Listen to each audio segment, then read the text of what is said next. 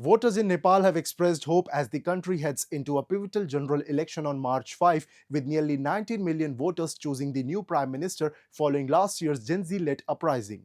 The vote, triggered by deadly youth-led protests and unfolding after similar unrest in Bangladesh, is widely seen as a test of whether a new generation can reshape the nation's political future. Ahead of the March 5th general election, voters in Nepal are expressing cautious hope. While much of the focus has been on young voters, whose frustration with the traditional political establishment could pave the way for younger leadership and sweeping reforms, many believe meaningful change will require cooperation across generations. Nearly 19 million of Nepal's 30 million people are eligible to vote for a 275-member legislature, with 165 lawmakers elected directly and 110 chosen through proportional representation. अब विकास नभएको ठाउँमा अब रोजगारहरू लानु पर्यो हैन अब जनताहरू अब खाडी मुलुक गइराछ त्यसलाई सबैले रोजगार खुलाएर त अनि नेपालमै बसेर केही गरौँ भन्ने अवस्थामा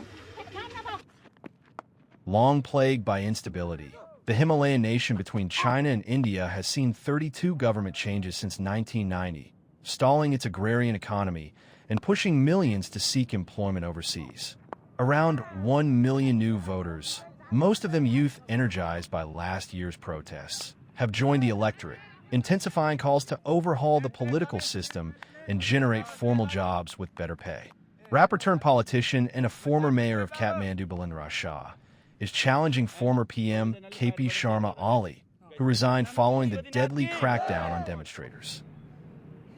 मेरो भ्यूले हैन नेपाल हाम्रो देशको जनताकै भ्यूले गर्दा हैन